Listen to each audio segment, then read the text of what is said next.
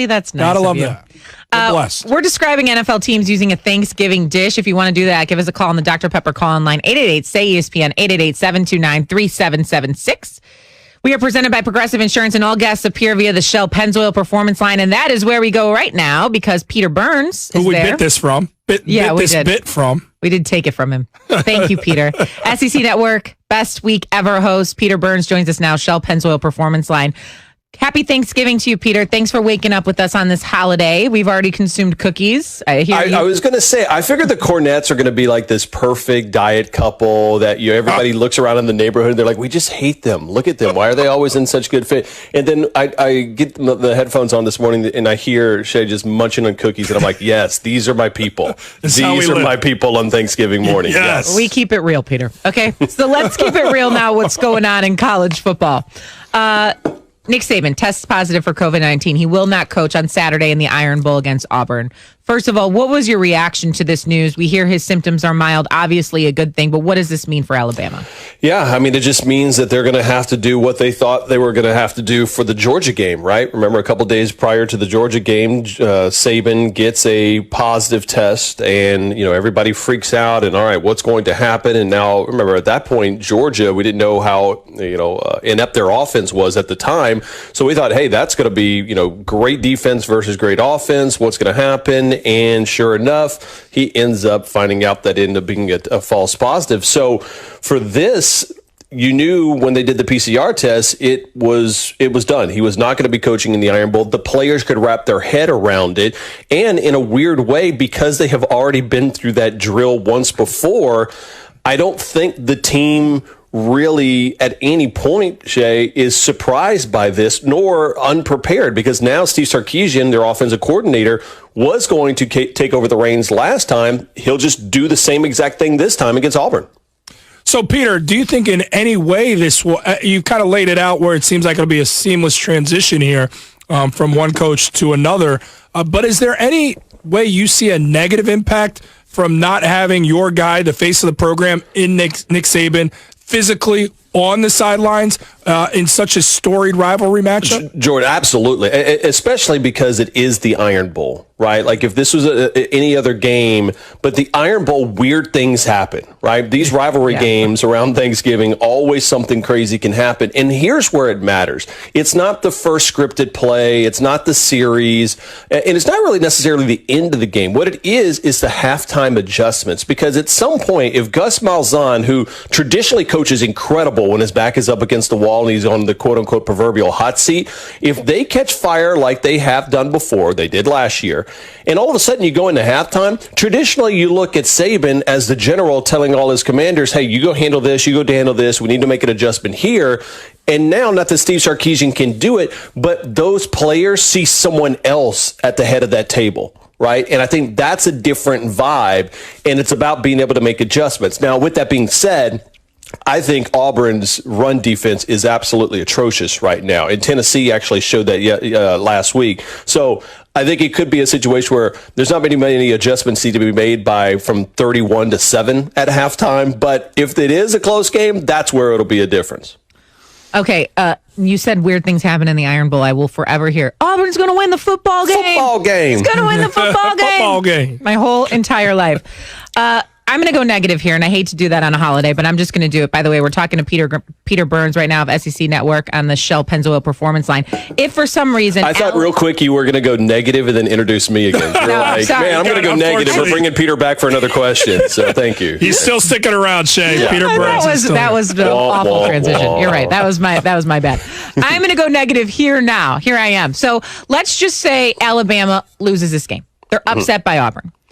Does the committee view Alabama differently because they don't have Nick Saban on the sideline as their head coach, i.e. like Clemson without Trevor Lawrence, something along those lines? Sure. And even College Football Playoff Committee would be the first person to say that. Now, is it the same as far as the player, the coach? I think on a head coach like Nick Saban, because he is what I consider the greatest coach in the history of college football, yeah, they would look at it being different. But it doesn't really change anything. And I guess at this point, Alabama almost has a mulligan in golf terms, right? Even if they lost to Auburn with Saban out, they're still going to win the SEC West. And then what it allows them to do, or what it brings them up to be, is that in the conference championship game, they would have to beat Florida, right? It would have to be that simple. They would not have that mulligan.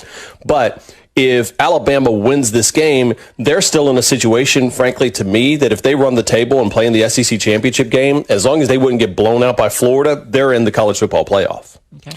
Peter, as a Notre Dame alum, I work at the desk on Saturdays covering college football in the ACC conference, in the ACC, where Notre Dame is in their study abroad year for this 1 year because of this COVID era. Just so happens they're the best team right now, record-wise, in the ACC. I'm always curious to get the take of somebody, most especially in the SEC, how they feel about a team like Notre Dame, because how Notre Dame has shown in those big-time games when they've gotten to the college football playoff, when they met Alabama in the BCS championship game and lost handily in 2012 to Bama. If they belong, has Notre Dame showed you enough this season to feel like this is a team that belongs? And if they did face Alabama in a collision course for the championship, that they would match up nicely in that one? It upsets me so much that you and Gojo got together and asked me this SEC question because for me, I've always kind of ripped Notre Dame. And a couple of years ago when they made the run, I'm like, listen, I thought they were fraudulent. And I thought that team was not that good. I think this team is different. You see in just what they were able to show against Clemson. And even though Clemson didn't have Lawrence and Uiagalelei was the quarterback, which I love saying because I think I kind of nail it every time I do it. You're close. DJ Uiagalelei. You were good. DJ Uiagalelei. I think there was enough there to think absolutely that this team could compete. And here's the deal. I'm hoping that, listen, at some point you looked at Shane and you're like, all right, I'm putting a ring on it. We're getting married, right? And you locked it down. It was awesome. Or actually vice versa too for you guys, right? You looked at each other and you had to make that marriage work. At the same time, I think that's what Notre Dame and ACC should do. I would love to see that because at this point, who the hell else is going to give Clemson a run for their money? Like Notre Dame went out there at home, punched him in the mouth and said, listen, we're going to come in here, steal your girlfriend, and you need to hold our trophy. And now I love that mentality out of Brian Kelly and the Irish, and I hope we see more of it. Yeah, fair enough. Okay, let's switch gears a little here. Cincinnati, their game canceled against Temple. Tough. Yeah, tough go for the Bearcats here. How does that affect their playoff hopes? They're number 7 right now in the rankings. Brutal. Yeah. Absolutely brutal. Because not only, listen, this would have been one of those probably 49-14 wins. And because Cincinnati's defense has been so incredible this year, and Luke Fickell's done a great job of that. So you needed that other inflection point, and you needed something that's going to wow. I think where it hurts the worst is that the AAC put out a statement and said they both have an opportunity to play on 12-5 because of the schedule, but because of the testing and the league protocols, they won't be able to play that game. So it's not so much as this game against Temple that hurts, it's the fact that they can't play a game on 12-5 because I know that they were actively looking at opponents, whether it be BYU or whether it be a Pac-12 team or whether it be someone else saying, hey, here's the one I want you to play because I need to have a resume builder. The fact that they can't play in these next 2 weeks is brutal because they might have still been on the outside looking in, but now this absolutely hamstrings them, and it stinks. And it's a reason why we should be having 8 teams in the college football playoff, not 4. And I never thought I'd say that in my life. Like everything's weird in 2020. I'm with you. Let's get this straight. Peter Burns has celebrated Notre Dame here, and he's clamored for an 18 playoff. Peter, I don't even know if we're talking to you anymore. The body snatchers must have got you, but we're enjoying this conversation. Speaking of snatching, we snatched an idea from you because it was a brilliant one. Shay mentioned it as we brought you in here, talking about likening our favorite teams or just teams we cover in the NFL or in college football to their favorite Thanksgiving dish. Yeah. Because it's your idea, it feels prudent to give you the last say in this interview here.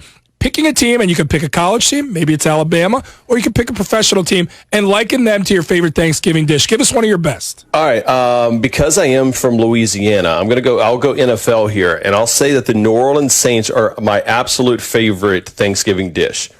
which is alcohol, because you know that something weird is going to happen, right? All of a sudden, Drew Brees goes out, and then you get Hill running in there, and Peyton doesn't want to put Jameis Winston at quarterback, and yet the defense ends up showing up, and that's amazing. So you never know what you expect with alcohol around Thanksgiving, and so sure enough, that's what the New Orleans Saints are. What's the alcohol of choice, Peter? I like Crown. I'll take some Crown Special Reserve. I'm kind of. I'll get a little bit of the brown stuff. I like this new Peter. I like this Peter. Peter goes hard on Thanksgiving. I respect it. All right, Peter Burns of SEC Network, thank you so much. We appreciate the insight and the comparison on Thanksgiving Day. Happy Thanksgiving to your family. Happy Thanksgiving to y'all. Going to see y'all. See ya.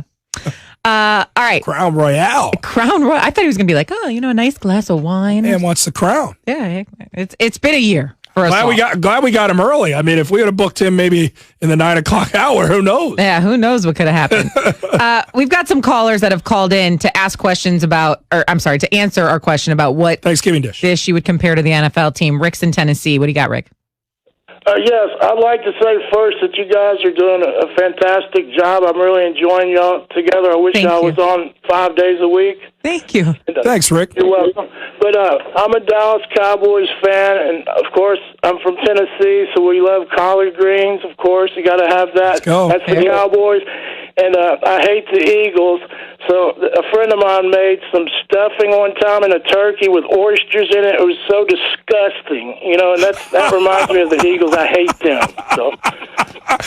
Rick, you started so kind and nice. So and then he went in on the Eagles. Hey, Rick, I love it. Hey, you had me. Hey, I wouldn't be down with oysters in my stuff. He had me at the compliment. Once you sing our praises, you can go any different direction.